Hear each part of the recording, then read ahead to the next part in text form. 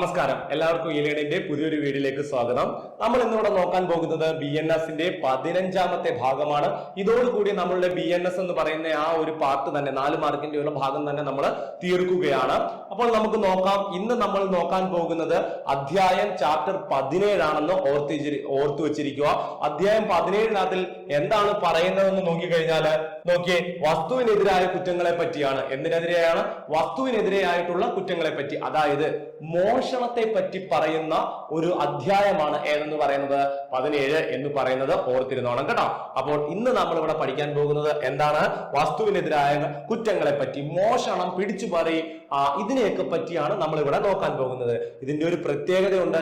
എല്ലാ വർഷത്തെ എക്സാമിനും ഈ ഒരു ഭാഗത്ത്, നേരത്തെ IPC ആയിരുന്ന സമയത്തും എന്ത് ചെയ്യുന്നുണ്ടായിരുന്നു? ഈ ഒരു ഭാഗത്ത് നിന്ന് ചോദ്യം ഉണ്ടായിരുന്നു എന്ന കാര്യം നിങ്ങൾ വിട്ടുപോകരുത്. അപ്പോൾ ഈ ഭാഗം വളരെ എളുപ്പമാണ് പഠിക്കാൻ. പക്ഷെ ഇവിടുന്ന് നിങ്ങൾക്ക് ഒരു മാർക്ക് ഉറപ്പായിട്ടും ഉണ്ടായിരിക്കും എന്ന് തന്നെയാണ് നമ്മളുടെ വിശ്വാസം. അതുകൊണ്ട് തന്നെ നന്നായിട്ട് ഇത് പഠിച്ചു വെച്ചിരിക്കും. ഈ ഭാഗം കളയണ്ട. ഒരു മാർക്ക് നമുക്ക് സേഫ് സോണിൽ ആക്കി വെക്കാം. അപ്പൊ നമുക്ക് നോക്കാം. ആദ്യത്തെ സെക്ഷൻ 303 ആണ്. എന്താണ് സെക്ഷൻ 303? നമ്മൾ എല്ലാവരും കേട്ടിട്ടുള്ള സാധനം തന്നെയാണ്. എന്താണ്? മോഷണമാണ്. എന്താണ്? മോഷണമാണ്. മോഷണം. അപ്പോൾ സെക്ഷൻ 303 മോഷണം. സംഭവം നോക്കിയേ, എന്താണ് മോഷണം എന്ന് നമുക്കറിയാം. ഏതെങ്കിലും ഒരു വ്യക്തിയുടെ കയ്യിൽ നിന്നും അയാളുടെ അനുവാദം കൂടാതെ എന്ത് ചെയ്യുന്നു? ഏതെങ്കിലും വസ്തുക്കൾ നേരുകേടായി എടുക്കുന്നതിനെയാണ് നമ്മൾ ഏത് പേരിൽ അറിയപ്പെടുന്നത്? മോഷണം എന്ന പേരിൽ അറിയപ്പെടുന്നത്. എല്ലാവർക്കും അറിയാം. ഒരാളുടെ സാധനം, വിലപിടിപ്പുള്ള ഒരു സാധനം, അയാളുടെ അനുവാദം കൂടാതെ തന്നെ അയാളുടെ കയ്യിൽ നിന്നും എന്ത് ചെയ്യുന്നു?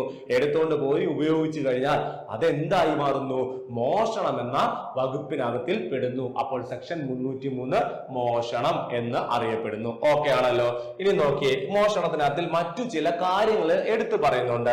അത് നോക്കിയോണേ. അടുത്ത കാര്യം, എവിടെങ്കിലും കിടന്ന് കിട്ടുന്ന ഒരു വസ്തു, എവിടെങ്കിലും കളഞ്ഞു കിട്ടുന്ന ഒരു വസ്തു, അത് വിലപിടിപ്പുള്ളതാണെന്ന് അറിഞ്ഞിട്ടും, അത് നല്ല വിലപിടിപ്പുള്ള ഒരു വസ്തുവാണെന്ന് അറിഞ്ഞിട്ടും, അത് വേറെ ആരുടെയെങ്കിലും ആണെന്നറിഞ്ഞിട്ടും ആ വസ്തു എടുക്കുകയും അതെന്ത് ചെയ്യുകയും ഉപയോഗിക്കുകയും ചെയ്യുന്ന ആൾ മോഷണത്തിന് പ്രതിയാകാറുണ്ടോ?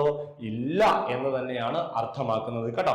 അങ്ങനെയുള്ള ആള് മോഷണത്തിന് പ്രതിയാകുന്നില്ല എന്ന കാര്യം ഓർത്തിരിക്കുക. എവിടെങ്കിലും കളഞ്ഞു കിട്ടുന്ന ഒരു സ്വർണമാല, അത് വേറെ ആരുടെയെങ്കിലും ആണെന്ന് നമുക്കറിയാം, എന്നിട്ടും അതെടുത്ത് എന്ത് ചെയ്യുകയാണ്? ഉപയോഗിക്കുകയാണ്. അത് നേരുകേടായിട്ടാണ് ഉപയോഗിക്കുന്നത്. അതെന്ത് ചെയ്യാമായിരുന്നു? അടുത്തുള്ള പോലീസ് സ്റ്റേഷനിൽ കൊണ്ട് ഏൽപ്പിക്കാമായിരുന്നു. എനിക്ക് ഇവിടെ നിന്ന് ഒരു മാല കളഞ്ഞു കിട്ടിയിട്ടുണ്ട് സാർ എന്ന് പറഞ്ഞ് നമുക്ക് അവിടെ കൊണ്ട് കൊടുക്കാമായിരുന്നു. പക്ഷെ എന്ത് ചെയ്യുന്നു? അത് എടുത്ത് ഉപയോഗിക്കുകയാണ്. അങ്ങനെ ഉപയോഗിക്കുന്നതിന് ഏത് പേരിൽ വിളിക്കുന്നു?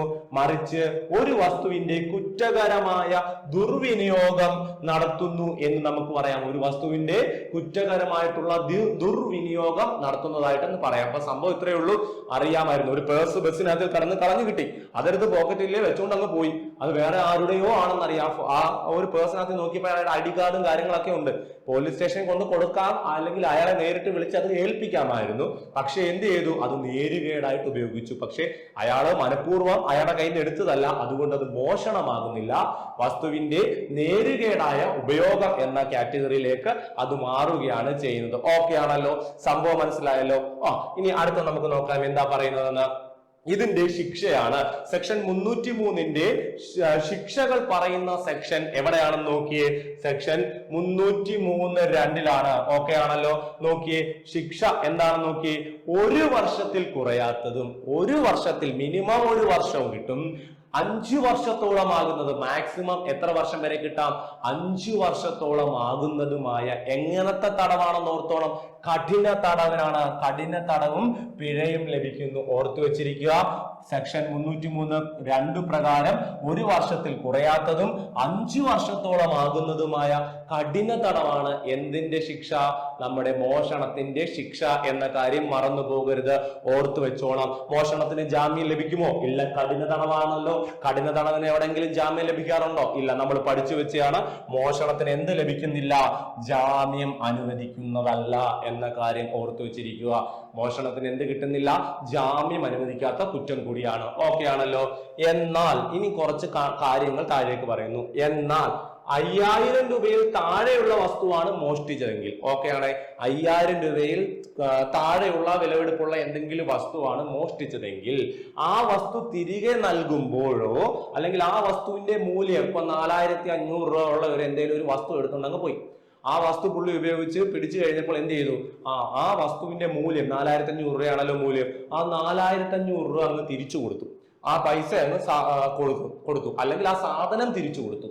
ഇങ്ങനെ ഈ ഒരു സാഹചര്യത്തിൽ, ഇങ്ങനെ തിരികെ നൽകുന്ന സാഹചര്യത്തിൽ അതെടുത്ത ആള് എന്ത് തന്നെ ആകുന്നു, മോഷണം ചെയ്തതായിട്ട് തന്നെ പരിഗണിക്കുന്നു. പക്ഷെ അയാൾക്ക് കിട്ടുന്ന ശിക്ഷ എന്തായിരിക്കും നോക്കിയേ, അയാളെ പ്രതിയെ സാമൂഹിക സേവനത്തിന്, കണ്ട, പ്രതിയെ സാമൂഹിക സേവനത്തിന് വിധിക്കുന്നു, വിധേയനാക്കുന്നു. ഓക്കെ ആണല്ലോ, സംഭവം മനസ്സിലായല്ലോ. 5000 രൂപയിൽ താഴെയുള്ള വസ്തുക്കൾ മോഷ്ടിച്ചുവെങ്കിൽ അപ്പോഴാണ് എന്ത് പറയുന്നത്, സാമൂഹിക സേവനത്തിന് വിധേയനാക്കുന്നു എന്നുള്ള കാര്യം പറയുന്നത് ഓർത്തു വെച്ചിരിക്കുക. അപ്പോൾ ആ വസ്തു തിരികെ നൽകി അല്ലെങ്കിൽ ആ വസ്തുവിന്റെ വില എത്രയാണോ ആ വില തിരികെ നൽകിയാലും അയാൾ മോഷണം ചെയ്തതായിട്ട് തന്നെ പരിഗണിക്കുന്നു. പക്ഷേ അദ്ദേഹത്തിന് കൊടുക്കുന്ന ശിക്ഷ എന്താണ്, സാമൂഹ്യ സേവനത്തിന് വിധിക്കുകയാണ്. ഓക്കെ, മനസ്സിലായല്ലോ. ഓക്കെ, ഇനി നമുക്ക് അടുത്ത് നോക്കാം എന്താണ് പറയുന്നതെന്ന്. നോക്കിയേ, സെക്ഷൻ 304 ആണ്. സെക്ഷൻ 304 പിടിച്ചു പറിക്കൽ. അപ്പോൾ ശ്രദ്ധിച്ചിരുന്നോണം ഈ ഒരു കാര്യം. മോഷണം നടത്തുന്നതിന് വേണ്ടി ഒരു കുറ്റവാളി ഒരു വസ്തു ഒരാളിൽ നിന്നോ അയാളുടെ കൈവശത്തിൽ നിന്നോ വളരെ വേഗത്തിൽ ബലപ്രയോഗത്തിലൂടെ തട്ടിയെടുക്കുകയോ കൈവശപ്പെടുത്തുകയോ എടുത്തു മാറ്റുകയോ ചെയ്യുകയാണെങ്കിൽ അത് ആ മോഷണം എന്തായിട്ട് മാറുന്നു, പിടിച്ചുപറിയായി മാറുന്നു. അപ്പോൾ മോഷണം തന്നെയാണ്. ഒരാളുടെ അനുവാദം കൂടാതെ അയാളുടെ കയ്യിൽ നിന്നും വിലപിടിപ്പുള്ള ഒരു വസ്തു എടുത്തുകൊണ്ട് പോവുകയാണ്. ആ വസ്തു എടുക്കുന്നത് എങ്ങനെ ആകുമ്പോൾ നോക്കിയേ, വളരെ വേഗത്തിലുള്ള ബലപ്രയോഗത്തിലൂടെയോ. അപ്പം ബൈക്കിൽ വരുന്ന 2 പേര് ഒരാളുടെ ഒരു അമ്മയുടെ കഴുത്തിൽ നിന്നും മാല പൊട്ടിച്ച് എടുത്തുകൊണ്ട് പോയി. വളരെ വേഗത്തിൽ നടന്ന കാര്യമാണ്. വളരെ പെട്ടെന്ന് തന്നെ ആ ഒരു സാധനം ബലപ്രയോഗത്തിൽ അവരെ തള്ളി റോഡിൽ ഇട്ട് അത് പറിച്ചുകൊണ്ട് പോയി. അപ്പോൾ നിങ്ങൾ പലയിടത്തും അങ്ങനത്തെ വീഡിയോസ് കണ്ടിട്ടുണ്ട്.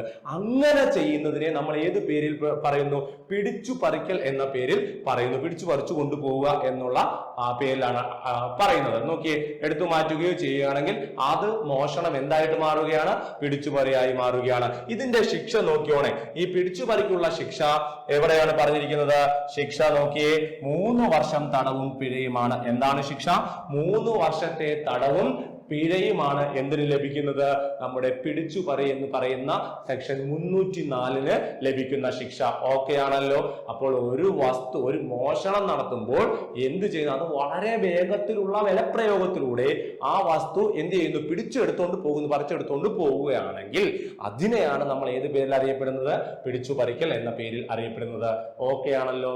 അടുത്ത നോക്കാം. അടുത്ത എന്താണ് പറയുന്നത് നോക്കിയേ, സെക്ഷൻ 308 ആണ്. സെക്ഷൻ 308 ഭയപ്പെടുത്തിയുള്ള അപഹരണം.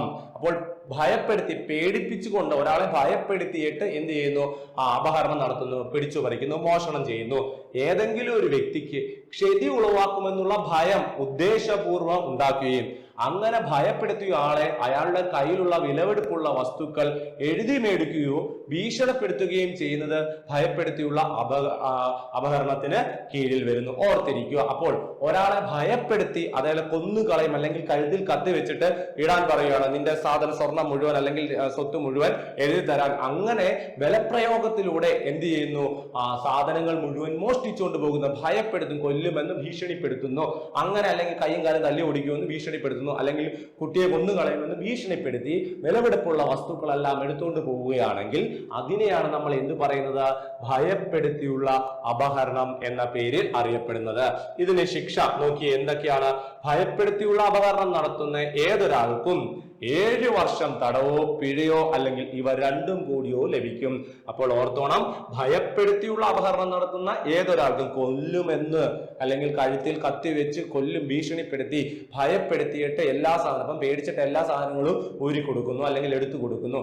അങ്ങനെ ചെയ്ത് ഒരു പ്രതിക്ക് കിട്ടുന്ന ശിക്ഷ 7 വർഷം തടവോ പിഴയോ അല്ലെങ്കിൽ ഇവ രണ്ടും കൂടിയും ലഭിക്കും. സംഭവം മനസ്സിലായല്ലോ. നോക്കിയേ, ഭയപ്പെടുത്തിയുള്ള അപഹരണം നടത്തുന്നതിന് വേണ്ടി ഏതെങ്കിലും വ്യക്തിക്ക് ക്ഷതി നേരിടുമെന്നുള്ള ഭയമുളവാക്കുന്ന ഏതൊരാൾക്കും 2 വർഷത്തെ തടവോ പിഴയോ അല്ലെങ്കിൽ ഇവ രണ്ടുമോ ലഭിക്കുന്നു. അപ്പോൾ നോക്കിയേ, ഭയപ്പെടുത്തിയുള്ള അപഹരണം നടത്തുന്നതിന് വേണ്ടി ഏതെങ്കിലും വ്യക്തിക്ക് ക്ഷതി നേരിടുമെന്ന് ഭയം ഉണ്ടാക്കുകയാണ്. ഭയം ഉണ്ടാക്കുന്ന ആൾക്ക് എങ്ങനെയാണ് കിട്ടുന്നത്? 2 വർഷത്തെ തടവോ പിഴയോ ലഭിക്കുന്നു എന്ന കാര്യം ഓർത്തു വച്ചിരിക്കണം. 2 വർഷത്തെ തടവോ പിഴയോ ആണ് ഇവർക്ക് ലഭിക്കുന്നത്. അപ്പോൾ ഏതൊരു കാര്യം ഓർത്തിരിക്കുക. അപ്പോൾ ഇത് അപഹരണം നടത്തി ഭയപ്പെടുത്തിയുള്ള അപഹരണം നടത്തുന്ന ഏതൊരാൾക്കും 7 വർഷം തടവോ പിഴയോ അല്ലെങ്കിൽ ഇവ രണ്ടുമോ ഒരുമിച്ച് ലഭിക്കും. അതായത് അപഹരണം നടത്തി കഴിഞ്ഞാലാണ് ഇത് കിട്ടുന്നത്. ഭയപ്പെടുത്തിയുള്ള അപഹരണം നടത്തുന്നതിന് വേണ്ടി അത് നടത്തിയില്ല, നടത്തുന്നതിന് വേണ്ടി ഏതെങ്കിലും വ്യക്തിക്ക് ക്ഷതി നേരിടുമെന്നുള്ള ഭയം ഉളവാക്കുകയാണ്. അങ്ങനെയുള്ള ആൾക്ക് അയാൾ എന്ത് ചെയ്തില്ല, മോഷണം നടത്തിയില്ല, പക്ഷെ അതിന് ശ്രമം നടത്തുന്ന സമയത്ത് അങ്ങനെ ശ്രമിക്കുമ്പോൾ വേറൊരാളെ ഭയപ്പെടുത്തുകയാണ്. അങ്ങനെയുള്ള ആൾക്ക് എന്ത് കിട്ടുന്നു? 2 വർഷത്തെ തടവോ പിഴയോ അല്ലെങ്കിൽ ഇവ രണ്ടുമോ ഒരുമിച്ച് ലഭിക്കും എന്നതാണ് പറയുന്നത്. അടുത്ത കാര്യം നോക്കിയേ. ഭയപ്പെടുത്തിയുള്ള അപഹരണം നടത്തുന്നതിന് വേണ്ടി ഏതെങ്കിലും വ്യക്തികൾക്ക് കഠിനമായ ദേഹോപദ്രവം ഏൽപ്പിക്കുമെന്നോ മരണം സംഭവിപ്പിക്കുമെന്നോ ഭയമുളവാക്കിയാൽ, അതായത് നമുക്കറിയാം കഠിനമായ ദേഹോപദ്രവം നമ്മൾ പഠിച്ചിട്ടുണ്ട്. കണ്ണുകുത്തിപ്പെട്ടിക്കോ കാലും കയ്യോ ഒക്കെ നടക്കാൻ പറ്റുന്ന കാലും കൈയൊക്കെ തല്ലി ഒടിച്ച് അവിടെ ഇടുകയാണ്.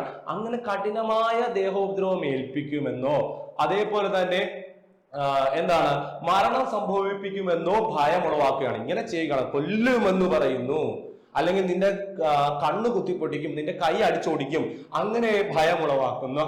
അങ്ങനെ ഭയമുളവാക്കിയാൽ കിട്ടുന്ന ശിക്ഷയാണ് ഇവിടെ അത് തന്നെയാണ് പറയുന്നത്. എന്താണ്? 7 വർഷം തടവും പിഴയുമാണ്. എത്രയാണ്? 7 വർഷം തടവും പിഴയുമാണ്. അങ്ങനെ ചെയ്ത കഠിനമായ ദേഹോപദ്രവം ഏൽപ്പിക്കുമെന്നോ മരണം സംഭവിപ്പിക്കുമെന്നോ ഭയപ്പെടുത്തിയുള്ള അപഹരണത്തിന് എന്താണ്? 7 വർഷം തടവും പിഴയും ലഭിക്കും. ഓക്കെ ആണല്ലോ എങ്കിൽ. എന്നാൽ കഠിനമായ ദേഹോപദ്രവം ഏൽപ്പിക്കുമെന്നോ കൊല്ലുമെന്നോ ഭീഷണിപ്പെടുത്തി അപഹരണം നടത്തിയ വ്യക്തിക്ക്, കണ്ടോ, അങ്ങനെ അപഹരണം നടത്തി, ഭീഷണിപ്പെടുത്തുക മാത്രമല്ല ചെയ്തത്, അങ്ങനെ അപഹരണം നടത്തുക ചെയ്ത് ഭീഷണിപ്പെടുത്തി കൊല്ലും, അല്ലെങ്കിൽ നിന്റെ കൈയും കാലും ചെവിയും എല്ലാം അടിച്ചു പൊട്ടിക്കുമെന്ന് ഭീഷണിപ്പെടുത്തി കള്ളത്തരം കാണിച്ചു അപഹരണം നടത്തിയ ആൾക്ക് കിട്ടുന്ന ശിക്ഷ നോക്കിയേ, അത് മാറുന്നു. വ്യക്തിക്ക് 10 വർഷം തടവും പിഴയും ലഭിക്കുന്നു. സംഭവം മനസ്സിലായല്ലോ. ഇത് നടത്താൻ ശ്രമിച്ചതേ ഉള്ളൂ. ഇതെന്ത് ചെയ്തു? നടത്തി, അപഹരണം നടത്തി കഴിഞ്ഞാൽ 10 വർഷത്തെ തടവും പിഴയും കഠിനമായ ദേഹോപദ്രവവും മരണവും സംഭവിപ്പിക്കുമെന്ന് ഭീഷണിപ്പെടുത്തുന്നതിന് എങ്ങനെയാണ്? അത് 7 വർഷവും തടവും പിഴയുമാണ്. മനസ്സിലായോ? സംഭവം ഓർത്തു വെച്ചാൽ മതി, എളുപ്പമാണ്. നല്ല പെട്ടെന്ന് നമുക്കിത് മനസ്സിലാക്കാൻ പറ്റും. ഈസിയാണ് ഈ കമന്റ് ഒക്കെ. അപ്പൊ നമുക്കിനി അടുത്ത നോക്കാം. എന്താ പറയുന്നത്? സെക്ഷൻ 309 ആണ്.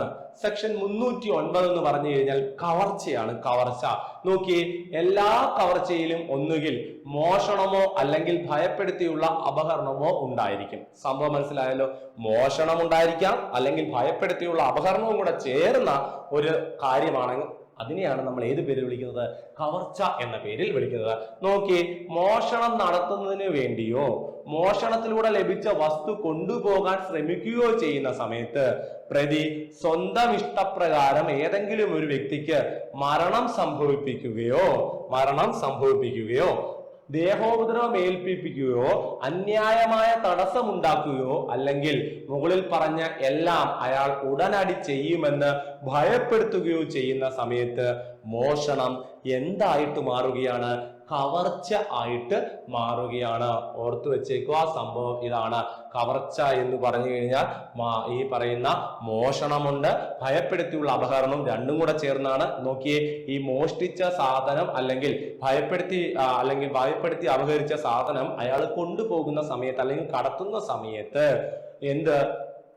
ശ്രമിക്കുകയോ ചെയ്യുന്ന സമയത്ത് പ്രതി അയാളുടെ സ്വന്തം ഇഷ്ടപ്രകാരം ഏതെങ്കിലും ഒരു വ്യക്തിക്ക് മരണം സംഭവിക്കുക, അടിച്ച് അങ്ങ് കൊല്ലുകയാണ്. ആ വ്യക്തി ആ വീട്ടിലെ ആളെ അങ്ങ് കൊല്ലുകയാണ്. അല്ലെങ്കിൽ ദേഹോപദ്രവം ഏൽപ്പിക്കുകയോ എന്തെങ്കിലും ശക്തമായിട്ട് തലക്കിട്ടൊരു ഒറ്റ അടി കൊടുത്തു, അങ്ങനെ എന്തെങ്കിലും ഏൽപ്പിക്കുകയോ അന്യായമായ തടസ്സം ഉണ്ടാക്കുകയോ, അപ്പോൾ എങ്ങും പോകാൻ പൂട്ടി ഇട്ടു, അങ്ങനെ എന്തെങ്കിലും ചെയ്യുകയാണെങ്കിൽ അയാൾ എന്തു ചെയ്തതായിട്ട് പറയുന്നു? ഈ പറയുന്ന മോഷണവും ഈ പറയുന്നുള്ള ഭയപ്പെടുത്തിയുള്ള അപഹരണവും എന്തായിട്ട് മാറുകയാണ്?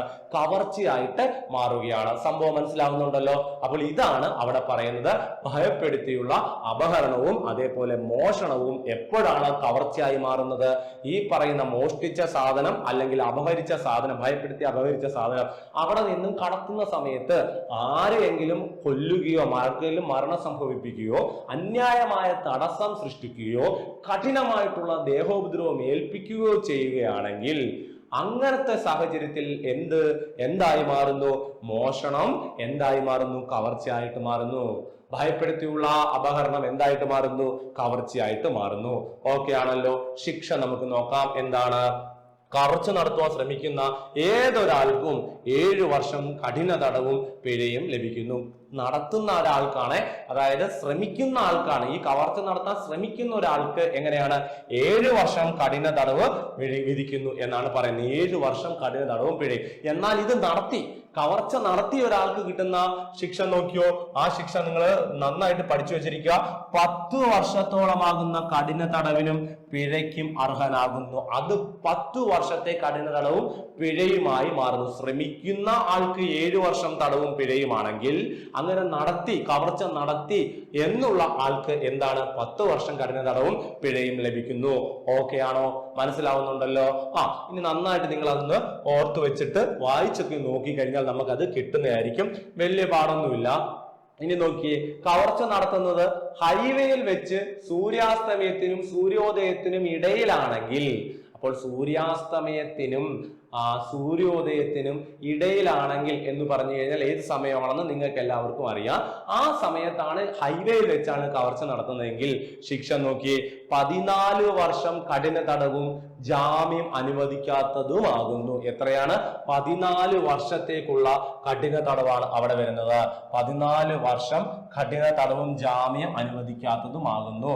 അപ്പോൾ രാത്രി സമയത്ത് അല്ലെങ്കിൽ സൂര്യാസ്തമയത്തിനും സൂര്യോദയത്തിനും ഇടയിൽ, സൂര്യാസ്തമയത്തിനും സൂര്യോദയത്തിനും ഇടയിൽ എന്ന് പറഞ്ഞു കഴിഞ്ഞാൽ നമുക്ക് കാര്യം മനസ്സിലാവുന്നു.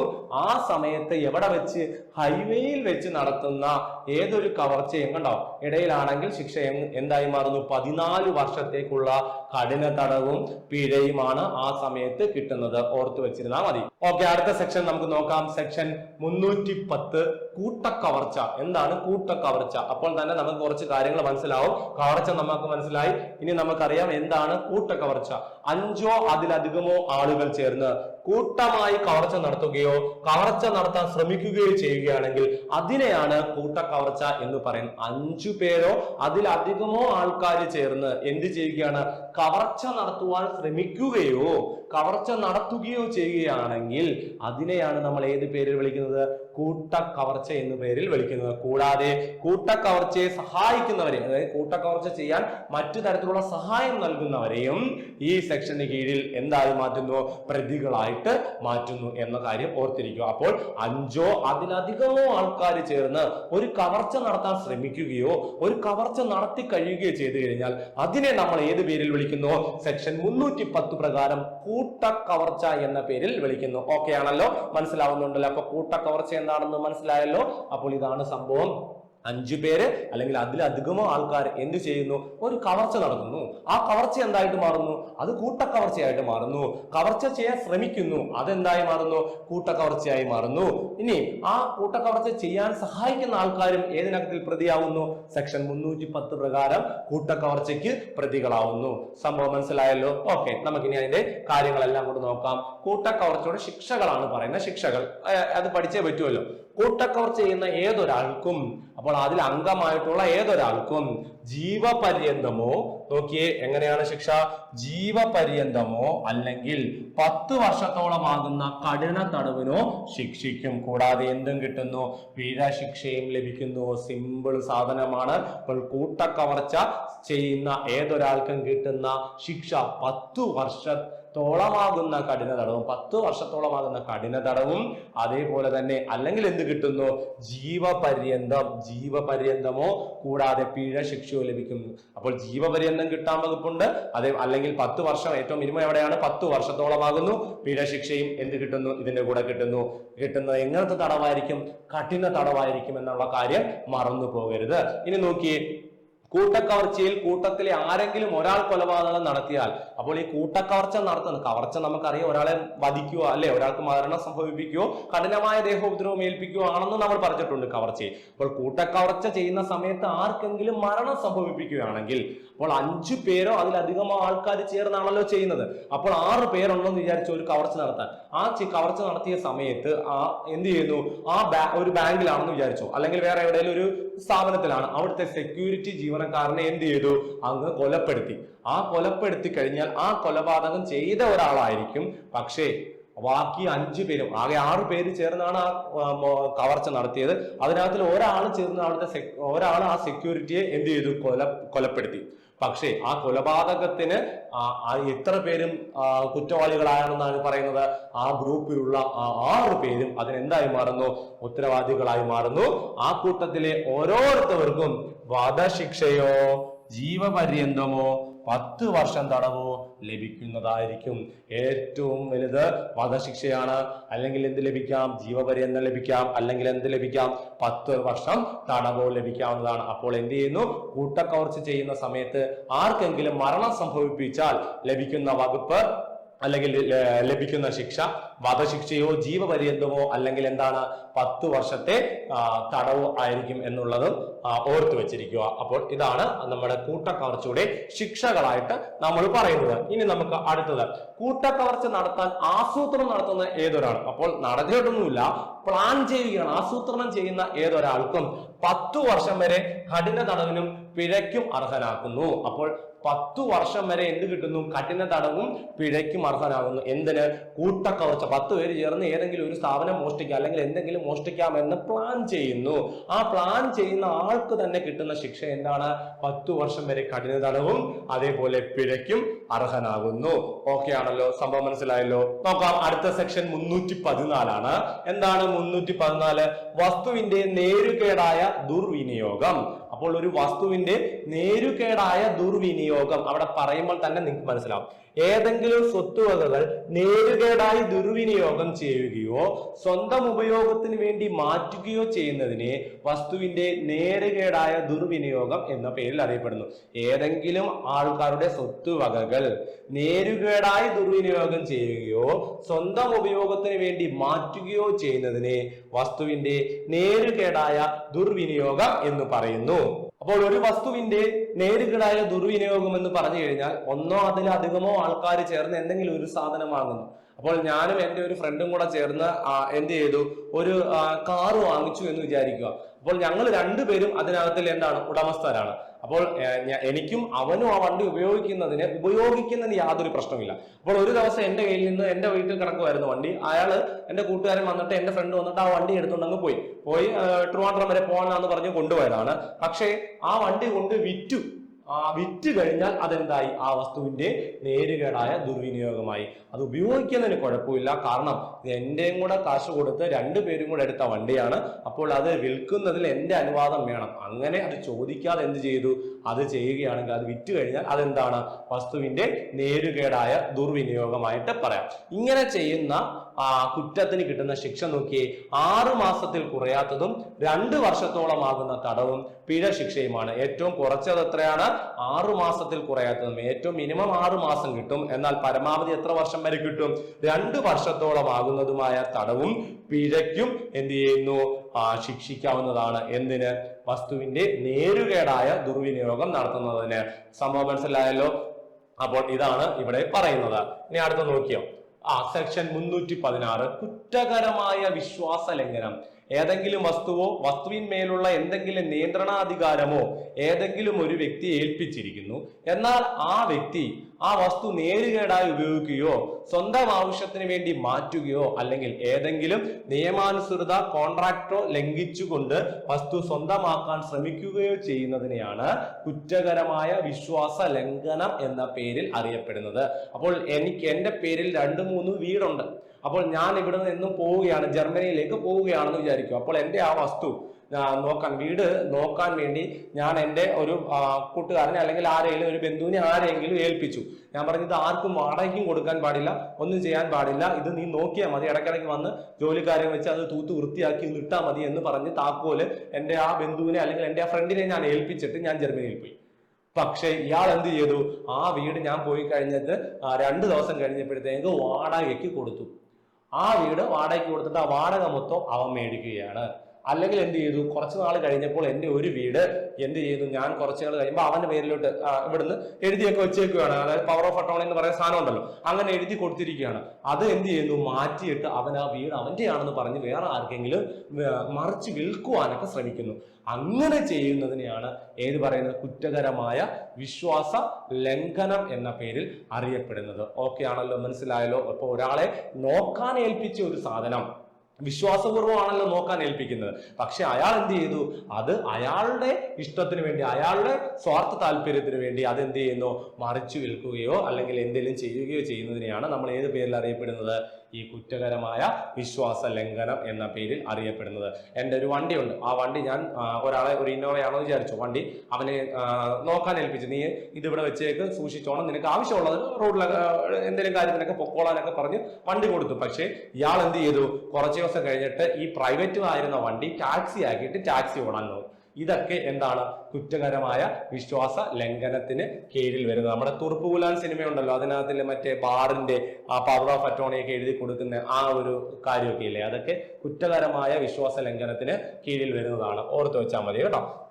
ഇതിന്റെ ശിക്ഷ നോക്കിയേ, 3 വർഷത്തോളം ആകുന്ന തടവോ പിഴ ശിക്ഷയോ അല്ലെങ്കിൽ ഇവ രണ്ടും ഒരുമിച്ചോ ലഭിക്കുന്നതാണ്. അപ്പോൾ എത്രയാണ്? 3 വർഷത്തോളമാകുന്ന തടവോ പിഴ ശിക്ഷയോ അല്ലെങ്കിൽ ഇവ രണ്ടും കൂടെ ഒരുമിച്ചോ ലഭിക്കാവുന്നതാണ് എന്നാണ് പറയുന്നത്. ഓക്കെ ആണല്ലോ, മനസ്സിലായല്ലോ? ഓക്കെ, അടുത്ത വകുപ്പ് നമുക്ക് നോക്കാം. അടുത്ത സെക്ഷൻ 317 കളവ് മുതൽ. പറയേണ്ട ആവശ്യമില്ല, എല്ലാവർക്കും അറിയാം. മോഷണമോ ഭയപ്പെടുത്തിയിട്ടുള്ള അപഹരണത്തിലൂടെയോ കവർച്ചയിലൂടെയോ ചതിയിലൂടെയോ കുറ്റകരമായ വിശ്വാസ ലംഘനത്തിലൂടെയോ നേടിയെടുത്ത വസ്തുക്കളെ നമ്മൾ ഏത് പേരിൽ വിളിക്കുന്നു? കളവ് മുതൽ എന്ന പേരിൽ വിളിക്കുന്നു. അപ്പോൾ കട്ടെടുത്തുകൊണ്ട് വന്ന മോഷണം പഠിച്ചായിരുന്നു, ഭയപ്പെടുത്തിയുള്ള അപഹരണം പഠിച്ചായിരുന്നു, പിന്നെ നമ്മൾ കവർച്ച പഠിച്ചായിരുന്നു അല്ലെ? ഭയപ്പെടുത്തിയുള്ള കവർച്ച, അതെല്ലാം നമ്മൾ പഠിച്ചതാണ്. ഇതിനകത്തിലൂടെ എല്ലാം കിട്ടുന്ന സാധനങ്ങളെയാണ് അല്ലെങ്കിൽ കൊണ്ടുവരുന്ന സാധനങ്ങളെയാണ് നമ്മൾ ഏത് പേരിൽ വിളിക്കുന്നത്? കളവ് മുതൽ എന്ന പേരിൽ വിളിക്കുന്നത്. ഓക്കെ ആണല്ലോ? നോക്കി, ഏതെങ്കിലും ഒരു വസ്തു കളവ് മുതൽ ആണെന്ന് അറിഞ്ഞുകൊണ്ടോ അല്ലെങ്കിൽ ആ വസ്തു കളവ് വസ്തു ആണെന്ന് വിശ്വസിക്കാൻ കാരണമുണ്ടായിരുന്നിട്ടും എനിക്കറിയാം ഇവൻ കള്ളനാണ്, അപ്പോൾ ആ നല്ല ഉറപ്പുണ്ട് ഇവൻ കൊണ്ടുവരുന്ന സാധനമല്ല എവിടുന്നെങ്കിലും മോഷ്ടിച്ചുകൊണ്ട് വരുന്നതാണ്. അതാണ് ഉറപ്പുണ്ടാന്ന് പറയുന്നത്. അതാണ് ഈ പറയുന്ന വ്യക്തി കൊണ്ടുവരുന്ന, എൻ്റെ അടുത്ത് കൊണ്ടുവരുന്ന സാധനങ്ങളല്ല, ഇയാൾ എവിടുന്നെങ്കിലും മോഷ്ടിച്ചുകൊണ്ട് വരുന്നതാണ്, ഇവൻ കള്ളനാണെന്ന് എനിക്കറിയാം, അങ്ങനെ വിശ്വസിക്കാൻ സാഹചര്യമുണ്ട്. ഉണ്ടായിരുന്നിട്ടും ആ വസ്തു വാങ്ങുകയോ വെറുതെ സ്വീകരിക്കുകയോ, പൈസ കൊടുത്ത് വാങ്ങുകയോ അല്ലാതെ സ്വീകരിക്കുകയോ ചെയ്യുന്നത് 3 വർഷം തടവോ പിഴയോ അല്ലെങ്കിൽ ഇവ രണ്ടും കൂടിയോ ലഭിക്കാവുന്നതാണ്. നമ്മൾ IT ആക്ട് പഠിച്ചപ്പോൾ പറഞ്ഞതാണ് അല്ലെ? മോഷ്ടിച്ച ഇലക്ട്രോണിക് വസ്തുക്കൾ വാങ്ങുകയോ വിൽക്കുകയോ ചെയ്യുന്നത് കുറ്റകരമാണെന്ന് പറയുന്ന വകുപ്പ് ഓർത്ത് വെച്ചോണം കേട്ടോ. അതേപോലെയാണ് ഇവിടെ കളവ് മുതൽ മറ്റ് സാധനങ്ങളോ എന്ത് ചെയ്യുന്നു?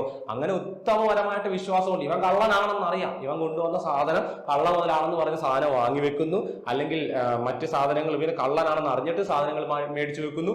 അങ്ങനെ മേടിച്ചു വെക്കുന്ന, കളവ് മുതൽ മേടിച്ചു വെക്കുന്ന ഏതൊരാൾക്കും എങ്ങനെയാണ് ശിക്ഷ? 3 വർഷമാണ്. എത്രയാണ്? 3 വർഷമാണ്. ചെയ്യുന്ന ഒരാൾക്ക് 3 വർഷത്തോളം ആകുന്ന തടവോ പിഴയോ അല്ലെങ്കിൽ ഇവ രണ്ടും കൂടിയോ ഒരുമിച്ചും ലഭിക്കാം എന്നുള്ള കാര്യം ഓർത്തു വെച്ചിരിക്കുക. കാര്യം മനസ്സിലായല്ലോ സംഭവം? അപ്പോൾ ഇതാണ് അവിടെ പറയുന്നത്. നമുക്ക് CID മൂസ സിനിമയൊക്കെ ഓർത്താൽ മതി.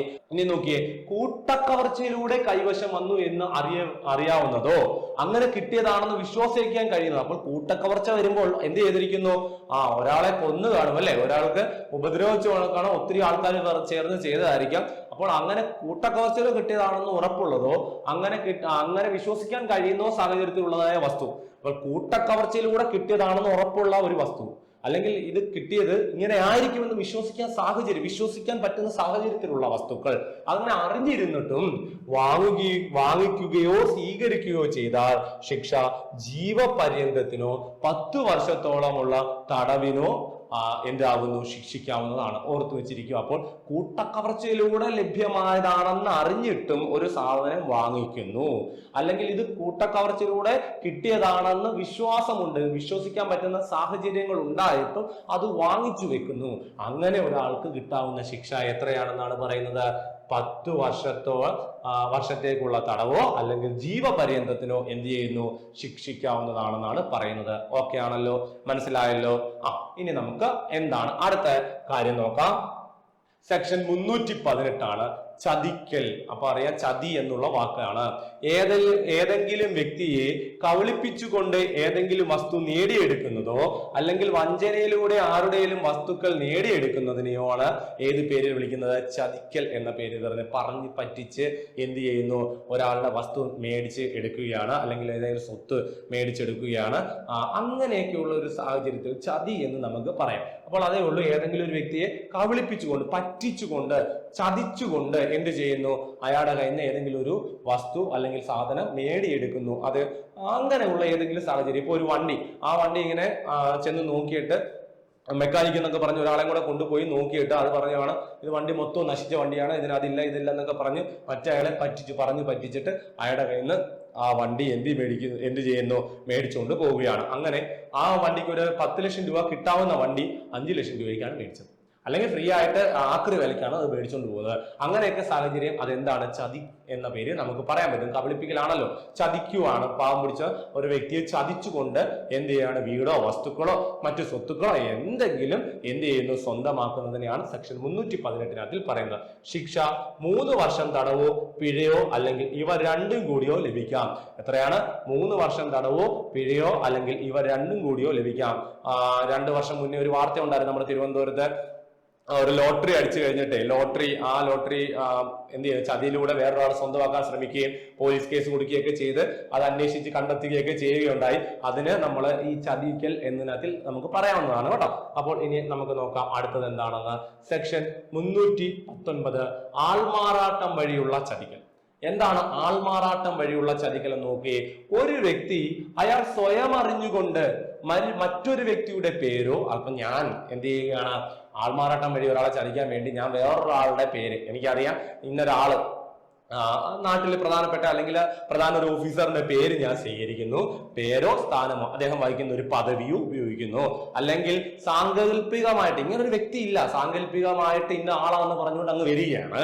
അങ്ങനെ സാങ്കല്പികമായി ഒരു വ്യക്തിത്വം ഉണ്ടാക്കുകയോ ചെയ്യുന്നത് വഴി മറ്റുള്ളവരെ ചതിച്ചാൽ ശിക്ഷ 319 പ്രകാരം 5 വർഷത്തെ തടവോ പിഴയോ അല്ലെങ്കിൽ ഇവ രണ്ടും ഒരുമിച്ചോ ലഭിക്കുന്നു. അപ്പോൾ ആൾമാറാട്ടം പോലെ എന്ത് വരികയാണ്. ഇന്ന കുടുംബത്തിലെ മൂത്ത നാട് വിട്ടുപോയ മകനാണെന്ന് പറഞ്ഞു വന്നു. അങ്ങനെ ആ ഒരു വീട്ടുകാരെ പറ്റിച്ച് അവരുടെ സ്ഥലങ്ങള് മൂത്ത മകനാണെന്ന് പറഞ്ഞ സ്ഥലങ്ങളൊക്കെ മേടിച്ച് എഴുതി വെച്ചുകൊണ്ട് പോയി. അല്ലെങ്കിൽ നാട്ടിൽ ഒരു വലിയ അല്ലെങ്കിൽ ഒരു ആരും അറിയാത്തൊരിടത്ത് എന്നിട്ട് ഇന്ന ഓഫീസറാണ്, കളക്ടറാണ്, അല്ലെങ്കിൽ ഇന്ന ആളാണെന്ന് പറഞ്ഞു കൊണ്ടുവന്നിട്ട് ചതിക്കുന്നു. അങ്ങനെ ആൾമാറാട്ടം നടത്തി എന്ത് ചെയ്യുകയാണ്? ഒരാളെ ചതിച്ച് അയാളുടെ കയ്യിലുള്ള വസ്തുവകകളോ സ്വത്തുക്കളോ സ്വന്തമാക്കുന്നതിനെയൊക്കെയാണ് ഏത് പേരിൽ അറിയപ്പെടുന്നത്? ആൾമാറാട്ടം വഴിയുള്ള ചതി എന്ന പേരിൽ അറിയപ്പെടുന്നത്. ഓക്കെ ആണല്ലോ. വേറെ എന്തെങ്കിലും വലിയ ഓഫീസർ ആണെന്നോ അല്ലെങ്കിൽ വലിയ അറിവുള്ള ടെക്നീഷ്യൻ ആണെന്നോ എന്തെങ്കിലുമൊക്കെ പേര്, എന്തെങ്കിലും കാര്യങ്ങൾ സ്വന്തമാക്കാൻ വേണ്ടി ഇങ്ങനെ ചെയ്യുന്നതിനെയാണ് നമ്മൾ ആൾമാറാട്ടം വഴിയുള്ള ചതിക്കലിനകത്തിൽ പറയുന്നത്. ഇനി അടുത്ത് നോക്കിയേ. സെക്ഷൻ 324 ദ്രോഹം എന്ന് പറയും. എന്താണ് ദ്രോഹം എന്ന് നമുക്ക് നോക്കാം. പൊതുജനങ്ങൾക്കോ ഏതെങ്കിലും വ്യക്തികൾക്കോ അന്യായമായ നാശനഷ്ടം ഉണ്ടാക്കണമെന്നുള്ള, നോക്കിയേ, പൊതുജനങ്ങൾക്കോ, അറിയാലോ പൊതുജനങ്ങൾ, പബ്ലിക് എല്ലാവരും കൂടുന്ന പ്രദേശത്തോ അല്ലെ, ഒരു വലിയ സിറ്റി ടൗണോ അല്ലെങ്കിൽ ഒരു ബസ് സ്റ്റാൻഡോ, ഇവിടെയൊക്കെ പൊതുജനങ്ങൾക്കോ ഏതെങ്കിലും വ്യക്തികൾക്കോ ഒന്നോ രണ്ടോ ആൾക്കാർ അല്ലെങ്കിൽ ഒരു വ്യക്തി അന്യായമായ നാശനഷ്ടം ഉണ്ടാക്കണമെന്നുള്ള ഉദ്ദേശത്തോടു കൂടിയോ അയാൾക്ക് അല്ലെങ്കിൽ പബ്ലിക്കിൽ വന്നിരിക്കുന്ന കുറെ ആൾക്കാർ, സ്റ്റാൻഡിൽ നിൽക്കുന്ന ആൾക്കാർക്ക് എന്തെങ്കിലും ഒരു ഉപദ്രവം ഉണ്ടാക്കണമെന്നുള്ള ഉദ്ദേശത്തോടു കൂടി, അല്ലെങ്കിൽ ഒരു വ്യക്തിയെ അയാൾക്ക് എന്തെങ്കിലും ഉപദ്രവം ഉണ്ടാക്കണമെന്നുള്ള ഒരു ലക്ഷ്യത്തോടു കൂടി, ഉദ്ദേശത്തോടു കൂടി നഷ്ടമുണ്ടാക്കണമെന്ന് അറിഞ്ഞുകൊണ്ടോ ഏതെങ്കിലും വസ്തു നശിപ്പിക്കുകയോ അല്ലെങ്കിൽ ഏതെങ്കിലും വസ്തുവിന്റെയോ മൂല്യമോ സ്ഥിതിയോ നശിപ്പിക്കുകയോ ചെയ്യുകയാണെങ്കിൽ അല്ലെങ്കിൽ മാറ്റം വരുത്തുകയാണ് ചെയ്യുകയാണെങ്കിൽ അതിനെയാണ് ദ്രോഹം എന്ന പേരിൽ അറിയപ്പെടുന്നത്. ഒരാളുടെ ബൈക്ക് അതെന്ത് ചെയ്യുന്നു? അത് അവിടെ നിന്നും കത്തിച്ച് കളയുന്നു. ഒരു ദ്രോഹമാണ് അല്ലെ, ദ്രോഹം ചെയ്യുകയാണ്. ബൈക്ക് അവിടെ വെച്ചിരിക്കുന്നു, ആ ബൈക്ക് അയാൾ ഇറങ്ങി പോയ സമയത്ത് പെട്രോൾ ഒഴിച്ച് കത്തിച്ചങ്ങ് വിടുന്നു. അപ്പോൾ അങ്ങനെ അയാളുടെ വസ്തു ഇത് മോഷ്ടിച്ചു. അല്ലെങ്കിൽ പിന്നെ എന്താണ്, അദ്ദേഹത്തിന് എന്തുണ്ടായിരുന്നു, ഒരു വ്യക്തിക്ക് മനഃപൂർവ്വം ദ്രോഹം ഏൽപ്പിക്കാൻ വേണ്ടി അയാളുടെ വീടിന്റെ മുന്നിൽ എന്തായിരുന്നു, ഒരു വലിയ മരമുണ്ട്, ഒരു തേക്ക് മരം ഉണ്ടായിരുന്നു. ആ തേക്ക് മരം മുറിച്ച് അയാളുടെ വീടിന്റെ മണ്ടയ്ക്കോട്ട് തന്നെ മുറിച്ചം കിട്ടും. ഇതെന്താണ്? ഇതൊക്കെ ദ്രോഹമായിട്ട് പറയാൻ പറ്റും. സംഭവം മനസ്സിലായല്ലോ. അപ്പോൾ ഇങ്ങനെയുള്ള കാര്യങ്ങൾ പൊതുജനങ്ങൾക്കോ ഏതെങ്കിലും വ്യക്തികൾക്കോ അന്യായമായ നാശനഷ്ടം ഉണ്ടാക്കണമെന്നുള്ള ഉദ്ദേശത്തോടു കൂടി, കണ്ടില്ലേ, മരം മുറിച്ച് വീടിന്റെ മണ്ടയ്ക്കോട്ട് ഇട്ടു, അദ്ദേഹത്തിന് വീട് മൊത്തം നശിച്ചു പോയി ഒരു വ്യക്തിയുടെ. അപ്പോൾ ഇങ്ങനെ അന്യായമായ നാശനഷ്ടം ഉണ്ടാക്കണമെന്നുള്ള ഉദ്ദേശത്തോടു കൂടിയോ നഷ്ടം ഉണ്ടാക്കണമെന്ന് അറിഞ്ഞു പൂർണ്ണമായിട്ടുള്ള ബോധമുണ്ട് ഏതെങ്കിലും വസ്തു നശിപ്പിക്കുകയോ അല്ലെങ്കിൽ ഏതെങ്കിലും വസ്തുവിന്റെ മൂല്യമോ സ്ഥിതിയോ നശിപ്പിക്കുകയാണെങ്കിൽ, അപ്പോൾ നമുക്കറിയാം നല്ല മൂല്യമുള്ള ഒരു വസ്തു അത് ഇങ്ങനെ ഇരുന്ന് കഴിഞ്ഞാൽ മാത്രമേ ആ വില കിട്ടത്തുള്ളൂ. അതിനെ എടുത്ത് തറയിലിട്ട് അല്ലെങ്കിൽ എന്തെങ്കിലും ചെയ്തു കഴിഞ്ഞാൽ അത് നശിച്ചു, പിന്നെ അതിന് വില കിട്ടത്തില്ല എന്ന് നമുക്കറിയാം.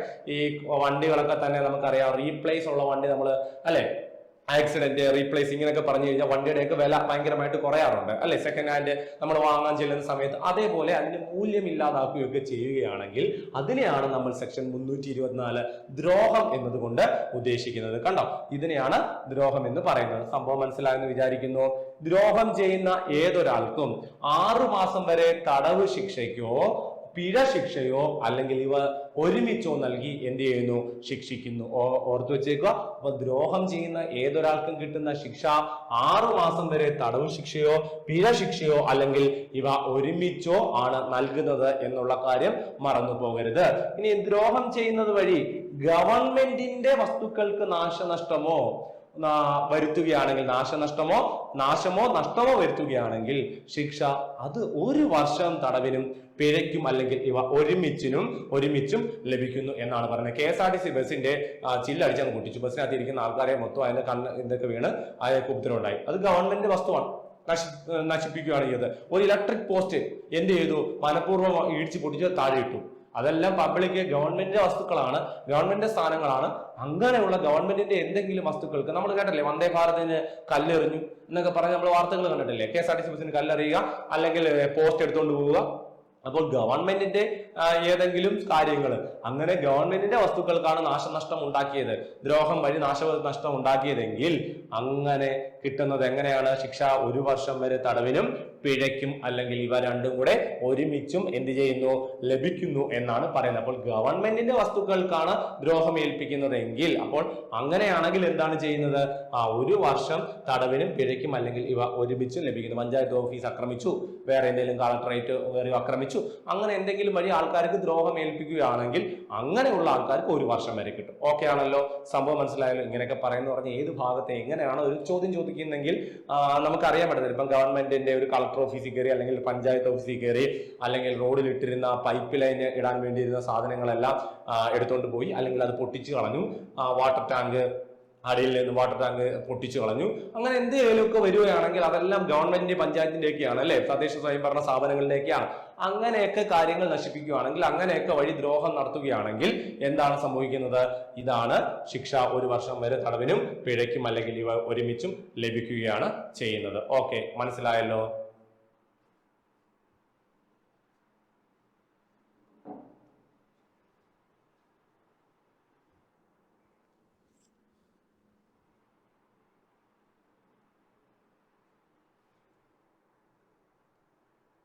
നോക്കിയേ, ദ്രോഹം ചെയ്യുന്നത് വഴി 20,000-നും 1,00,000-നും ഇടയിൽ നാശനഷ്ടം ഉണ്ടാക്കുകയാണെങ്കിൽ, അപ്പോൾ ദ്രോഹം ചെയ്യുന്നത് വഴി എത്രയാണ്, 20,000-നും 1,00,000-നും. ഓക്കെ, 20,000-നും അതേപോലെ തന്നെ എത്രയാണ്, 1,00,000-നും ഇടയിൽ എന്ത് ചെയ്യുകയാണ്, നാശനഷ്ടം ഉണ്ടാക്കുകയാണെങ്കിൽ ശിക്ഷ 2 വർഷത്തോളമാകുന്ന തടവിനും പിഴയ്ക്കും രണ്ടും കൂടിയോ നൽകുന്നു. അപ്പോൾ നോക്കിയേ, ഈ പറയുന്ന ദ്രോഹം ചെയ്യുന്നത് വഴി എത്ര രൂപയ്ക്ക് നഷ്ടം ഉണ്ടാക്കി, 20,000-നും 1,00,000-നും ഇടയിലാണ് നഷ്ടം ഉണ്ടാക്കിയതെങ്കിൽ, ദ്രോഹം ചെയ്യുന്ന വഴി നഷ്ടം ഉണ്ടാക്കിയതെങ്കിൽ അങ്ങനെയുള്ളവന് കിട്ടുന്ന ശിക്ഷയാണ് 2 വർഷത്തോളമാകുന്ന തടവിനും പിഴയ്ക്കും അല്ലെങ്കിൽ ഇവ രണ്ടും കൂടെ ഒരുമിച്ചോ നൽകി ശിക്ഷിക്കാവുന്നതാണ്. ഇനി നോക്കിയേ, അതിൽ കൂടുതലാവുകയാണെങ്കിലാണ് പറയുന്നത് 1,00,000-ന് മുകളിൽ വരുന്നത്, 1,00,000-ന് മുകളിലാണ് ഇവൻ ദ്രോഹം ചെയ്ത് നാശനഷ്ടം ഉണ്ടാക്കിയതെങ്കിൽ അങ്ങനെയുള്ള സാഹചര്യത്തിൽ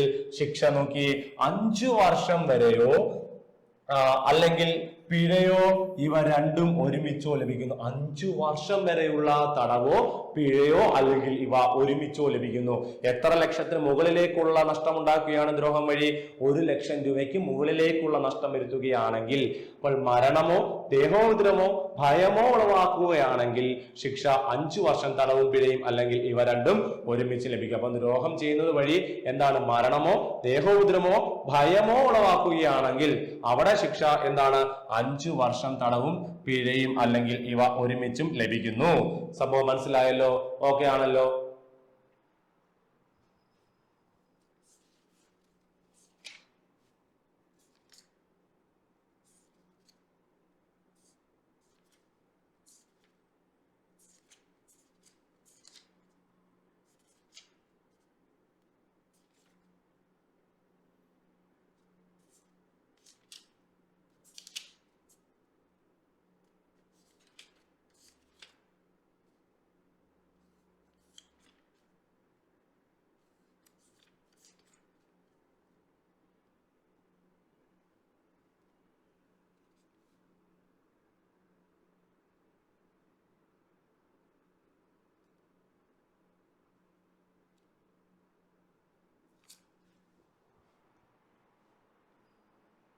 അപ്പോൾ ഇതാണ് നമ്മുടെ ദ്രോഹവുമായിട്ട് ബന്ധപ്പെട്ടുള്ള ശിക്ഷകളെ പറ്റി പറയുന്നത്. നമുക്കിനി അടുത്തത് നോക്കാം എന്താണെന്ന്. സെക്ഷൻ 325. സെക്ഷൻ 325 നോക്കിയേ. ജന്തുവിനെ കൊല്ലുകയോ അംഗഭംഗം വരുത്തുകയോ വഴിയുള്ള ദ്രോഹം. ഏതെങ്കിലും ജന്തുവിനെ, നമുക്കറിയാം പശുവുണ്ട്, കാളയുണ്ട്, പോത്തുണ്ട്, പട്ടിയുണ്ട്, അങ്ങനത്തെ ഉള്ള ജന്തുക്കൾ, ആ ജന്തുക്കളെ എന്ത് ചെയ്യുന്നു? കൊല്ലുകയോ അംഗഭംഗം വരുത്തുകയോ വഴിയുള്ള ദ്രോഹം. ജന്തുവിനെ വിഷം കൊടുത്തു കൊല്ലുകയോ അംഗഭംഗം വരുത്തി ഉപയോഗശൂന്യമാക്കി മാറ്റുകയോ, ഏതെങ്കിലും ഒരു മൃഗത്തെ ഉപയോഗിക്കുന്ന പശുവുണ്ട്, കാളയുണ്ട്, അങ്ങനത്തെ ഏതെങ്കിലും മൃഗങ്ങളുടെ കാല് തല്ലി അങ്ങ് ഓടിക്കുക. അതേപോലെ തന്നെ പട്ടിയെ പൂച്ച എന്തെങ്കിലും വിഷം വെച്ച് കൊല്ലുക. അപ്പോൾ എങ്ങനെയൊക്കെ ചെയ്യുകയാണെങ്കിൽ, മാറ്റുകയും ചെയ്യുകയാണെങ്കിൽ അതിനെയാണ് നമ്മൾ എന്ത് പറയുന്നത്? ജന്തുവിനെ അംഗഭംഗം വരുത്തുകയോ കൊല്ലുകയോ വഴിയുള്ള ദ്രോഹം എന്ന് പറയുന്നത്. അപ്പോൾ വളർത്തു മൃഗങ്ങളായിട്ടുള്ള ഏതെങ്കിലും മൃഗങ്ങളെ എന്ത് ചെയ്യുന്നു? കൊന്നു കളയുകയോ അംഗഭംഗം വരുത്തുകയോ ഒക്കെ ചെയ്യുകയാണെങ്കിൽ അതുവഴി ഏതെങ്കിലും ആൾക്ക് എന്ത് ചെയ്യുന്നു? ദ്രോഹം ഉളവാക്കുകയാണ്. അപ്പോൾ ഒരാള് വലിയ രീതിയിൽ ഫാം നടത്തി ജീവിക്കുന്ന ആളാണ്. അയാളുടെ പശുവിനെ മുഴുവൻ എന്ത് ചെയ്യുകയാണ്? ഇയാൾ വന്നിട്ട് വിഷം കൊടുത്ത് കൊല്ലുകയാണ്. അല്ലെങ്കിൽ ഒരു വലിയ ഹാച്ചറി, മീൻ വളർത്തുന്ന കൃഷിയാണ് പുള്ളിയുടെ, ആ മീൻ കുളത്തിൽ കൊണ്ട് മൊത്തം വിഷം കലർത്തി ആ മീനെ മൊത്തം കൊല്ലുകയാണ്. അങ്ങനെയൊക്കെ ചെയ്യുന്ന സാഹചര്യത്തിൽ എന്താണ്? 325 സെക്ഷൻ 325 പ്രകാരം ലഭിക്കുന്ന ശിക്ഷ 5 വർഷത്തോളമാകുന്ന തടവോ പിഴയോ അല്ലെങ്കിൽ ഇവ രണ്ടും ഒരുമിച്ചോ ലഭിക്കാവുന്നതാണ്. അപ്പോൾ നോക്കിയേ, എത്ര വർഷമാണ്? 5 വർഷത്തെ തടവോ പിഴയോ അല്ലെങ്കിൽ ഇവ ഒരുമിച്ചോ ലഭിക്കാവുന്നതാണ് എന്ന് ഓർത്തു വെച്ചിരിക്കുക. സംഭവം എവിടെയാണ്? സെക്ഷൻ 325. വളർത്തുമൃഗങ്ങളെ കൊല്ലുകയോ അല്ലെങ്കിൽ അംഗഭംഗം വരുത്തുകയോ ചെയ്യുന്ന സാഹചര്യത്തിൽ കിട്ടുന്ന ശിക്ഷ ആണ് 5 വർഷത്തെ തടവോ പിഴ അല്ലെങ്കിൽ ഇവ ഒരുമിച്ചോ ലഭിക്കുന്നു എന്നത് ഓർത്തിരിക്കുക. ഇനി നമുക്ക് നോക്കാം അടുത്തത്. സെക്ഷൻ 326. ക്ഷതി ഉളവാക്കുന്നതോ വെള്ളപ്പൊക്കം ഉണ്ടാക്കുകയോ അഗ്നിയോ സ്ഫോടക വസ്തുവോ തുടങ്ങിയവ ഉപയോഗിച്ചുള്ള ദ്രോഹം. അപ്പോൾ ഓർത്തിരിക്കുക, ക്ഷതി ഉളവാക്കുന്നതോ അല്ല, ഒരാൾക്ക് വലിയ ക്ഷതി എന്ന് പറഞ്ഞാൽ ആപത്ത്, കഷ്ടം എന്ന് പറഞ്ഞാൽ ആപത്ത്, എന്തെങ്കിലും നമ്മുടെ പരിക്ക് അങ്ങനത്തെ ഉള്ള എന്തെങ്കിലും ഉളവാക്കുന്നതോ വെള്ളപ്പൊക്കം ഉണ്ടാക്കുകയോ ഏതെങ്കിലും ഡാമോ തോടോ എല്ലാം തുറന്നു വിടുക. അപ്പോൾ അങ്ങനെയോ അല്ലെങ്കിൽ അഗ്നിയോ സ്ഫോടനങ്ങളോ, തീ ഉപയോഗിച്ചോ അല്ലെങ്കിൽ മറ്റുള്ള സ്ഫോടന വസ്തുക്കൾ ബോംബ് ഉപയോഗിച്ചുള്ള ദ്രോഹമാണ്. ശിക്ഷ നോക്കിയേ, 5 വർഷത്തോളമാകുന്ന തടവ് ശിക്ഷയോ പിഴയോ അല്ലെങ്കിൽ ഇവ ഒരുമിച്ചോ ലഭിക്കുന്നു. അപ്പോൾ എന്ത് ചെയ്യുന്നു? 5 വർഷത്തോളമാകുന്ന തടവോ പിഴയോ അല്ലെങ്കിൽ ഇവ ഒരുമിച്ചോ ലഭിക്കുകയാണ്. ഡാം തുറന്നു വിട്ട് അല്ലെങ്കിൽ ഏതെങ്കിലും ബണ്ടൊക്കെ പൊട്ടിച്ചു വിട്ടു. അപ്പൊ നമുക്കറിയാം, നെൽകൃഷിയൊക്കെ ചെയ്യുന്ന ആൾക്കാര് എന്ത് ചെയ്യാറുണ്ട്? ബണ്ടൊക്കെ വെച്ചിട്ടാണ് അവർ കൃഷി ചെയ്യുന്നത്. ആ ബണ്ട് പൊട്ടിച്ചു വിട്ട് കഴിഞ്ഞാൽ കൃഷി മൊത്തം നശിച്ചു പോവുകയാണ്. ആ വെള്ളം വന്ന് കയറി അങ്ങനെ, അല്ലെങ്കിൽ സ്ഫോടനം എന്തെങ്കിലും കത്തിച്ച് അവിടെ തോട്ടയിൽ കയറിയോ എന്നൊക്കെ പറയാറില്ലേ? അങ്ങനെയൊക്കെ എന്തെങ്കിലും വഴി ആർക്കെങ്കിലും ക്ഷതി ഉളവാക്കുക എന്ന വഴിയുള്ള ദ്രോഹം, അതിനുള്ള ശിക്ഷയാണ് 5 വർഷത്തോളമാകുന്ന തടവ് ശിക്ഷയും പിഴയും അല്ലെങ്കിൽ ഇവ ഒരുമിച്ച് ലഭിക്കുന്നത്. ഇനി നമുക്ക് നോക്കാം സെക്ഷൻ 327. ഇതെല്ലാം ഒന്ന് വായിച്ചു പോവുക. റെയിൽ വിമാനം, അലങ്കാര കപ്പലുകൾ, ആഡംബര കപ്പലുകൾ എന്ന് നമ്മൾ പറയത്തില്ല, ആഡംബര കപ്പലുകൾ, വലിയ വലിയ കപ്പൽ, അല്ലെങ്കിൽ കേവലം 20 ടണ്ണിൽ കൂടുതൽ ഭാരമുള്ള കപ്പലുകളോ, അപ്പോൾ സാധാരണ 20 ടണ്ണിൽ വെയിറ്റ് കൂടുതലുള്ള കപ്പലുകളോ നശിപ്പിക്കുകയോ ആപത്തുണ്ടാക്കും വിധം ദ്രോഹം ചെയ്യുന്നത്. അപ്പോൾ ഈ സാധനം നോക്കിയേ, റെയില് കഴിഞ്ഞ മാസം നമുക്ക് കണ്ടായിരുന്നു, പുനലൂർ കൊല്ലം റൂട്ടില് എഴുകോൺ എന്ന് പറയുന്ന റെയിൽവേ സ്റ്റേഷന്, റെയിൽവേ ട്രാക്കിന് മുകളിൽ എന്തുകൊണ്ട് ടെലിഫോൺ പോസ്റ്റ് കൊണ്ട് ക്രോസ് വെച്ചു. ആ ട്രെയിൻ കയറി കഴിഞ്ഞാൽ എന്ത് ചെയ്യും? അത് മറിഞ്ഞു പോകും, ആ ട്രെയിൻ അപകടം ആപത്തുണ്ടാക്കാൻ കാരണമാകും. കണ്ട, അത് ദ്രോഹമാണ്. അതേപോലെ തന്നെ വിമാനത്തിന്റെ എന്തെങ്കിലും വഴി അതിനെ നാശത്തിലേക്ക് കൊണ്ടുപോകാൻ ശ്രമിക്കുന്നത്, കപ്പലുകളിൽ കയറി മോഷ്ടിച്ചുകൊണ്ട് പോകുന്ന പരിപാടിയൊക്കെ നമ്മൾ കണ്ടിട്ടുണ്ട്. കപ്പൽ മോഷണം, കടൽ കൊള്ളക്കാർ, അങ്ങനത്തെ എന്തെങ്കിലുമൊക്കെ സാധനങ്ങൾ, 20 അത് ആഡംബര കപ്പൽ അല്ലെങ്കിൽ 20 ടണ്ണിൽ കൂടുതൽ ഭാരമുള്ള കപ്പലുകൾ, ഇവയൊക്കെ നശിപ്പിക്കുക വഴി എന്ത് ചെയ്യുകയാണ്? വലിയ ദ്രോഹമാണ് ആ കമ്പനിക്കോ ആ മുതലാളിക്കോ അല്ലെ കമ്പനിക്കോ അത് ജോലി ചെയ്യുന്ന ആൾക്കാർക്കൊക്കെ ഉണ്ടാക്കുന്നത്. അങ്ങനത്തെ സാഹചര്യത്തെ ഏത് സെക്ഷനിൽ പറയുന്നു? സെക്ഷൻ 327. നോക്കിയേ, ആ വിമാനം, റെയിൽ, ഇതിലൊക്കെ ഉണ്ടാക്കുന്ന ദ്രോഹമാണ് പറയുന്നത്. ശിക്ഷ നോക്കിയേ, ഇങ്ങനെ ചെയ്യുന്നതിന് ചെറിയ ശിക്ഷയല്ല കൊടുക്കുന്നത്, 10 വർഷത്തോളമാകുന്ന തടവിനും പിഴയ്ക്കും ശിക്ഷിക്കപ്പെടുന്നു. അപ്പോൾ ട്രെയിൻ അട്ടിമറിക്കാൻ ശ്രമിച്ചു, അങ്ങനെയൊക്കെ വാർത്ത കേൾക്കുമ്പോൾ നമുക്കറിയാം ദ്രോഹമാണ്. ഏത് സെക്ഷനാണ് ഈ ദ്രോഹത്തിൽ വരുന്നത്? സെക്ഷൻ 327 ആണ്. ഈ 327 പ്രകാരം നമ്മൾ കൊടുക്കുന്ന ശിക്ഷ 10 വർഷത്തോളമാകുന്ന തടവും പിഴയും, അല്ലെങ്കിൽ ഇവ രണ്ടും ഒരുമിച്ചുമാണ് എന്നുള്ള കാര്യം മറന്നു പോകരുത് കേട്ടോ. അപ്പോൾ ഇതൊക്കെ എളുപ്പമാണല്ലോ പഠിച്ചു വെക്കാൻ വേണ്ടി, സിമ്പിൾ ആണ്, നമ്മൾ ഓർത്താൻ നമ്മളുമായിട്ടുള്ള സാഹചര്യം. ട്രെയിനെ അട്ടിമറിക്കാൻ ശ്രമിച്ചു, റോഡിൽ റെയിൽവേ ട്രാക്കിൽ കയറ്റി വലിയ പാറ കൊണ്ടുവെക്കുന്നു, പോസ്റ്റ് മറിച്ചിട്ടിരുന്നു, ഇതെല്ലാം ഇതിന്റെ കീഴിലാണ് വരുന്നത്, ഓർത്ത് വെച്ചാൽ മതി. ഇനി അടുത്തതായിട്ട് നമുക്ക് നോക്കാം എന്താണ് പറയുന്നത്. സെക്ഷൻ 328 ആണ്. സെക്ഷൻ 328 മോഷണമോ മറ്റോ നടത്തണമെന്നുള്ള ഉദ്ദേശത്തോടു കൂടി ഒരു കപ്പൽ മനഃപൂർവ്വം കരയിലേക്ക് കയറ്റുന്നതിനുള്ള ശിക്ഷ. അപ്പോൾ മോഷണം നടത്താൻ വേണ്ടി നല്ല ലോഡായിട്ട് പോകുന്ന അല്ലെ, നല്ല രീതിയിൽ സാധനങ്ങളുമായിട്ട് പോകുന്ന, ചരക്കുമായിട്ട് പോകുന്ന കപ്പലിനെ മനഃപൂർവ്വം എന്ത് ചെയ്യാൻ വേണ്ടി? മോഷണം നടത്താൻ വേണ്ടി കരയ്ക്കിലേക്ക് പിടിച്ചിട്ടു. അങ്ങനെയാണെങ്കിലുള്ള ശിക്ഷയാണ് 10 വർഷത്തെ തടവും പിഴയുമാണ്. അതിനുള്ള ശിക്ഷയും എന്താണ്? 10 വർഷത്തുള്ള തടവും പിഴയുമാണ്. ഓർത്തിരുന്നാൽ മതി ഇതെല്ലാം. എന്നാൽ ഇന്ന് നോക്കിക്കോണേ, സെക്ഷൻ 329 കുറ്റകരമായ വസ്തു കയ്യേറ്റവും ഭവന കയ്യേറ്റവും. അപ്പോൾ വസ്തു കയ്യേറ്റവും ഭവന കയ്യേറ്റവും നിങ്ങൾക്കറിയാം എന്താണെന്ന് നോക്കിയോ. മറ്റൊരാളുടെ വസ്തുവിൽ അയാളുടെ സമ്മതം കൂടാതെ പിടിച്ചെടുക്കുകയോ കയ്യേറുകയോ ചെയ്യുന്നത് വഴി നിയമവിരുദ്ധമായി അവിടെ തങ്ങുകയോ മറ്റുള്ളവരെ ഭീഷണിപ്പെടുത്തുകയും ചെയ്യുന്ന ഏതൊരാളും കുറ്റകരമായ വസ്തു കയ്യേറ്റം ചെയ്തത് എന്ന് പറയാൻ പറ്റുന്നത്. നോക്കിയേ, മറ്റൊരാളുടെ വസ്തു, ഇപ്പൊ എന്റെ വസ്തുവാണ്, എനിക്ക് കുറച്ച് വസ്തു ഉണ്ടെന്ന് വിചാരിച്ചോ, അത് എന്റെ സമ്മതം കൂടാതെ എന്റെ വസ്തുവിലേക്ക് കുറെ ആൾക്കാർ കടന്നു വരികയും എന്ത് ചെയ്യുന്നു? അത് പിടിച്ചെടുക്കുകയും അവിടെ കയ്യേറുകയും ചെയ്യുന്നു. അത് പിടിച്ചെടുക്കുകയും അത് കയ്യേറുകയും ചെയ്യുന്നു. നിയമവിരുദ്ധമായി അതിനകത്ത് എന്ത് ചെയ്യുകയും ചെയ്യുന്നു? അവിടെ തങ്ങുകയും ചെയ്യുന്നു. മറ്റുള്ളവർക്ക് ഉപദ്രവം ആകുകയും ചെയ്യുന്നു. അപ്പോൾ എന്റെ വസ്തുവിലേക്ക് എന്റെ സമ്മതം കൂടാതെ കടന്നു വരുന്നു, അത് പിടിച്ചെടുക്കുന്നു, എന്നെ ഭീഷണിപ്പെടുത്തുന്നു. ഞാൻ ചോദിക്കാൻ ചെല്ലപ്പോൾ എന്നെ ഭീഷണിപ്പെടുത്തി എന്നെ കൊല്ലാനൊക്കെ വരുന്നു. അങ്ങനെ കയ്യേറുന്നതിനെയാണ് ഏത് പേരിൽ അറിയപ്പെടുന്നത്? വസ്തു കയ്യേറ്റം എന്ന പേരിൽ അറിയപ്പെടുന്നത്. ഇനി ഇതിനുള്ള ശിക്ഷ നോക്കി, ഏതൊരാളും കുറ്റകരമായ വസ്തു കയ്യേറ്റം ചെയ്തതെന്ന് പറയാം, ശിക്ഷ 3 മാസം തടവോ 5000 രൂപ പിഴയോ ഇവ രണ്ടും ഒരുമിച്ചോ ലഭിക്കാവുന്നതാണ്. അപ്പോൾ ഓർത്തിരിക്കുക, എന്താണ് കുറ്റകരമായ വസ്തു കയ്യേറ്റത്തിനുള്ള ശിക്ഷ? 3 മാസം തടവോ 5000 രൂപ പിഴയോ ആയിരിക്കും. അപ്പോൾ ഒരാളുടെ അനുവാദം കൂടാതെ എന്റെ കയ്യിലുള്ള എന്റെ പേരിലുള്ള വസ്തുവിലേക്ക് എന്റെ അനുവാദം കൂടാതെ കടന്നു വരികയും അത് കയ്യേറുകയും അവിടെ താമസിക്കുകയും ചെയ്യുന്നു, ചോദിക്കാൻ ചെന്ന എന്നെ ഭീഷണിപ്പെടുത്തുകയും ചെയ്യുകയാണ്. അങ്ങനെയുള്ള സാഹചര്യത്തിൽ നമ്മൾ ഏത് പേര് വിളിക്കുന്നു? കുറ്റകരമായ വസ്തു കയ്യേറ്റം എന്ന് വിളിക്കുന്നു. ഇങ്ങനെ ചെയ്യുന്ന ഏതൊരാൾക്കും കിട്ടുന്ന ശിക്ഷ 3 മാസത്തെ തടവോ 5000 രൂപ പിഴയോ ആണെന്നുള്ള കാര്യവും ഓർത്തിരിക്കുക. സംഭവം മനസ്സിലായല്ലോ. ഇനി എന്താണ് ഭവന കയ്യേറ്റം എന്ന് നമുക്ക് നോക്കാം. മനുഷ്യവാസ സ്ഥലമായി ഉപയോഗിക്കാവുന്ന ഏതെങ്കിലും കെട്ടിടമോ കൂടാരമോ അല്ലെങ്കിൽ ഏതെങ്കിലും ആരാധനാലയത്തിലോ അനുവാദമില്ലാതെ പ്രവേശിക്കുകയും അവിടെ കിടന്ന് അങ്ങോട്ട് കയറുകയും ഇറങ്ങുകയും ഒക്കെ ചെയ്യുന്നതിനെയാണ് നമ്മൾ ഏത് പേരിൽ അറിയപ്പെടുന്നത്? കുറ്റകരമായ ഭവന കയ്യേറ്റം എന്ന് പറയുന്നത്. അപ്പോൾ എന്താണ്? മനുഷ്യവാസ സ്ഥലമായി ഉപയോഗിക്കാവുന്ന ഏതെങ്കിലും കെട്ടിടത്തിൽ അനധികൃതമായി കയറിക്കൂടുന്നു, കൂടാരം പിടിച്ചെടുത്ത് അവിടെ താമസിക്കുന്നു, ആരാധനാലയത്തിലേക്ക് കടക്കുന്നു, ഇറങ്ങിപ്പോകുന്നു, അങ്ങനെയൊക്കെ സാഹചര്യങ്ങൾ ഉണ്ടെങ്കിൽ അതിനെയാണ് നമ്മൾ എന്ത് പേരിൽ അറിയപ്പെടുന്നത്? ഭവന ഭവന കയ്യേറ്റം എന്ന പേരിൽ അറിയപ്പെടുന്നത്.